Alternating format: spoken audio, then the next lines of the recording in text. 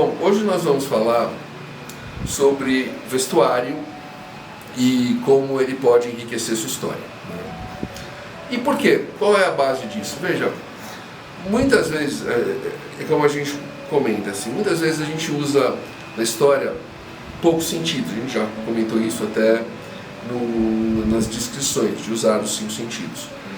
E quando a gente faz a apresentação física do personagem, muitas vezes, a gente só fala de como ele é, não de como ele veste. E na verdade, como ele veste é uma coisa muito importante, porque representa, assim, o vestuário é praticamente a representação de uma cultura, né? Então, a roupa também faz parte da personalidade do personagem.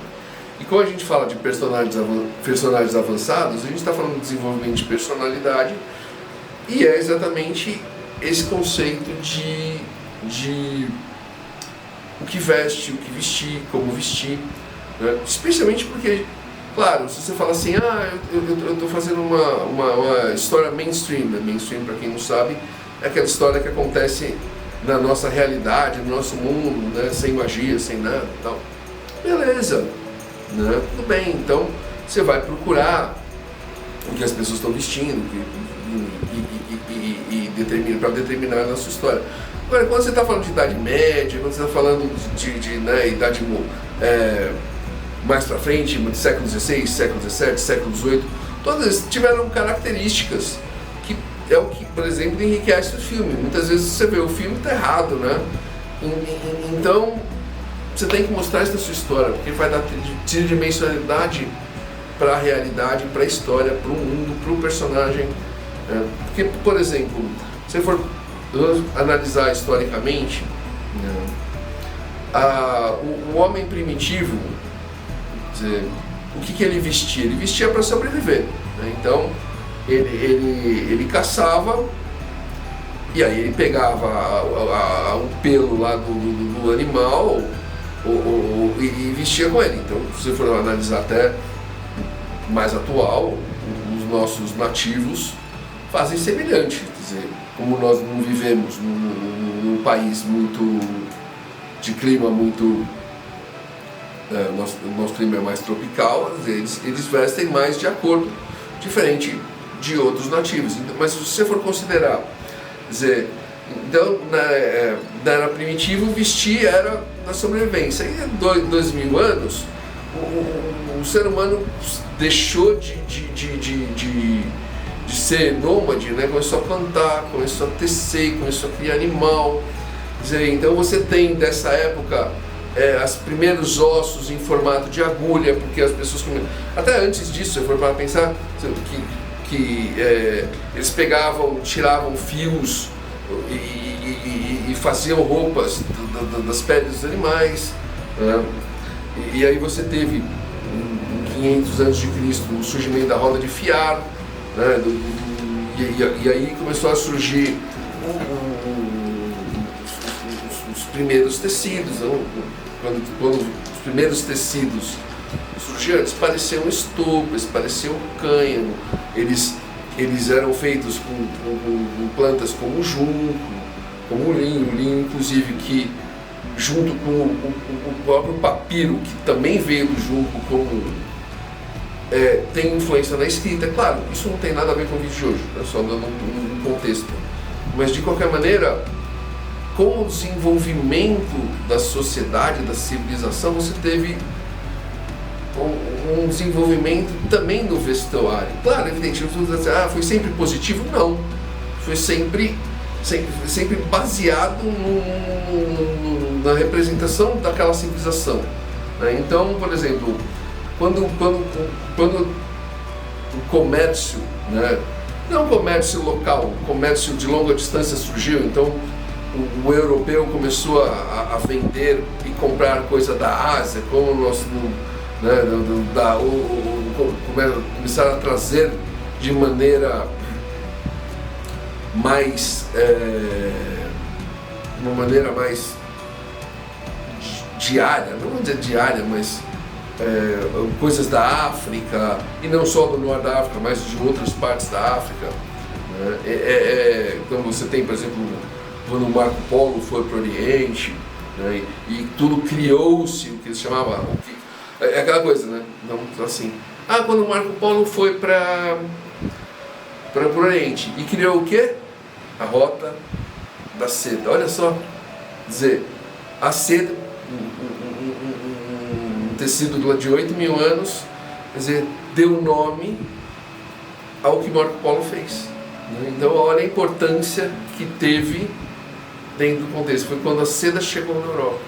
Então, se eu for para pensar assim, voltando àquela questão do comércio, ainda na época dos romanos e da Idade Média, né, começou a surgir pigmentos, né, e que vinham de longe. Então, por exemplo, o roxo e o púrpura era tirado de um molusco, de uma concha, que era de difícil extração, que era de caro, era difícil transporte. Então, por exemplo, era uma roupa que era o quê? Era a roupa dos imperadores, era a roupa dos aristocratas. Olha como a cor representava a classe. Na igreja é a cor dos bispos. Não, acho que o Papa veste vermelho e branco e o bispo usa roxo e púrpura. Por quê? Exatamente porque esse molusco era caríssimo, então pouca gente tinha capacidade. Outras cores também vinham de minérios de plantas. Então, por exemplo, o beterraba e cenoura. Você fala assim, então o beterraba e cenoura era fácil. Era fácil não, porque você precisava ser rico para pegar uma beterraba, em vez de comer, né, colocar ela para tingir um tecido. Uma cenoura a mesma coisa, né? O pobre, quer dizer, ele tinha um tecido mais rústico. A cor dele era mais básica, aquele cinza, aquele caque, aquele mal. Às vezes a cor natural do tecido, né? Então você pega, por exemplo, até o algodão cru não é branco, né? O branco, quando passa por um processo de tingimento, é aquele branco meio sujo, né? Aquele marrom meio clarinho. Então é isso que você tem que pensar. Tanto que quando o Van Gogh, né, começou a pintar, a parte das pinturas dele, que ele usava muito esses tons básicos, né, cinza, caque, marrom. Por quê? Porque uma pintura dele tinha um aspecto social, ele estava mostrando o pobre, quer dizer, ele tinha que usar, ele estava usando da cor, né, baseada no tecido, para mostrar, para dar devido peso a obra dele. Então, por exemplo, quando a gente teve a Revolução Industrial, da Revolução Industrial trouxe tecidos como o jeans, né, o brim do jeans, que a gente usa até hoje. Originalmente era um tecido de... As pessoas que trabalhavam em Minas usavam, por quê? Porque ela era muito resistente. Então, e continua sendo, porque a gente continua usando, né? E cada década, cada século tem a sua representação. E como essa representação vem na roupa, ela tem que ser considerada na obra também. Porque você não vai descrever, como a gente fala assim, a gente comentou de armas, né? Você vai descrever a arma ou não vai descrever a arma? Não, às vezes você vai descrever a roupa de um personagem porque ele vai mostrar a importância dele, quando ele vai mostrar a imponência que ele traz, a resposta dos outros nele, né? Tudo isso é importante. Óbvio, se o personagem não é importante, né, e você não vai criar a história. Então, por exemplo, você tem lá no século XVII, no século XIX, você tem os espartilhos, as anáguas, né, os homens usavam umas roupas mais finas, mais longas, né? Aquela série Downton Abbey mostra bem isso. Ela mostra o final do século XIX, começa do século XX ali, né? O Titanic afundando e a chegada ali da década de 20, década de 30. Você vê que a roupa dos personagens muda, especialmente das personagens, né? Porque a moda feminina sempre foi muito mais adepta a mudanças do que a masculina. A masculina sempre muda muito mais, de uma maneira mais devagar. Então, você vê que elas mudam do século. Você vê claramente que a roupa do século, assim, até a década de 20 é uma, depois da década de 20 é outra, né? Do mesmo jeito que a roupa quando você vem, inclusive até nessa época, para o Brasil, a roupa muda. Por quê? Porque o nosso clima é tropical. Então a gente tem até, por exemplo, um exemplo, né? E a gente pega a Disney, que os personagens são todos antigos, né? E todos eles têm chapéu, que é uma coisa que a gente não usa hoje. O Zé Carioca tem o quê? Um chapéu de palha, né? Por quê? Porque era uma coisa clássica do Brasil. Ninguém usava. Mesmo quando tinha em 1920, 1930, o homem no Brasil não usava aquele mesmo chapéu que ele usava na Europa. Porque o chapéu que ele usava na Europa era um chapéu para o frio. É um chapéu de feltro, aquele estilo Indiana Jones. Então aqui no Brasil a gente usava mais um chapéu mais para o nosso clima. E se eu for parar a pensar, assim, um exemplo que eu dou, assim, a Pompeia foi descoberta no século XVI, mas no XVIII, né, eles começaram a pesquisar, já foi deixada por muito tempo, e voltou aos jornais. Quando ela voltou aos jornais, a moda, aquela pala greco-romana, aquela roupa, né, abertinha que as mulheres usavam, voltou à moda e ficou na moda por praticamente um ano. Na verdade, o que aconteceu?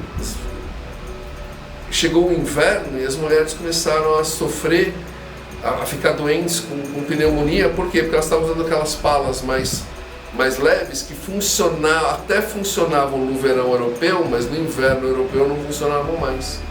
Né? E aí você fala assim, mas aí eles se livraram dos espartilhos. Não, os espartilhos voltaram. Então, assim, a representação, né? Então, por exemplo, quando a gente fala, sei lá, gêneros literários, né? Steampunk.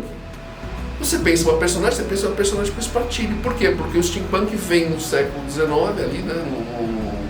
Revolução Industrial, e a figura feminina na Revolução Industrial usava o espartilho. Então, todas assim, vai procurar steampunk personagem no Google, as meninas vão ter sempre de espartilho. Né? Os caras vão estar sempre com as roupas mais pesadas, cartola, chapéu. Quer dizer, isso tem que ser. Isso é importante na sua história. E não é importante no steampunk. Não, é importante em qualquer aspecto da sua história para mostrar, representar a personalidade do personagem. Né? E se você for para pensar, por exemplo, os militares usam elementos na roupa para determinar patente. Né? Então, você tem esse elemento, você tem os religiosos usam roupas. Eu acho que tem dois exemplos de história. Um exemplo é a nova roupa do rei, né? Aquela que o cara faz a roupa invisível, que só uma pessoa inteligente e culta e esperta e todo mundo, a roupa do rei, que ninguém queria provar que era burro, até que uma criança olhou e, o rei tá nu. Quer dizer, então você tem esse aspecto. Quer dizer, é importante você mostrar esse aspecto na sua história, né, da roupa e como essa roupa influencia na cultura, na história, na cultura do mundo que você está apresentando. Inclusive é um erro que eu vejo muito claramente, falando de steampunk, que muito do steampunk ele é feito baseado no europeu. Então você não tem, assim, até existem alguns momentos de tropicalização do vestuário, né? Que é como uma moda gótica, né? Vou usar vampiros, eu vou usar aquela moda gótica. Então aí você vai ver os caras usando sobretudo. Aí você imagina no Brasil, né?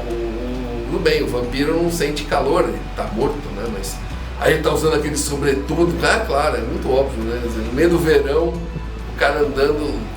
Então a gente tem que considerar isso, que grupos sociais se vestem de maneiras diferentes. E se eu estou representando esses grupos da minha história, eu tenho que mostrar essa representação em como eles se vestem.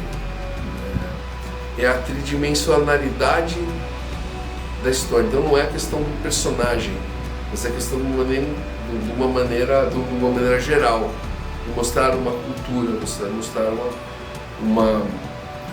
uma coisa dentro de um aspecto que muito poucos autores consideram, a questão do vestuário, para dar um elemento a mais na história. Como sempre, eu acho que é evidente que o assunto não acaba aqui, né? A gente dá sempre uma pequena explicação e vocês vão ter que explicar mais. Eu não vou, porque se a gente fosse falar, vai ficar horas e horas ou vídeos e vídeos falando de aspectos da moda, e não é essa a ideia. A ideia é apresentar o conceito para que vocês façam na história de vocês, né? E, como sempre, se você gostou, deixa seu like, compartilha com aquele seu amigo que está escrevendo uma história e precisa dar uma dimensionalidade nela, apresentando a questão do vestuário e da moda, né? Segue a gente nas redes sociais, né? A gente está aqui no YouTube, no Facebook, no LinkedIn, no Insta. E até a próxima.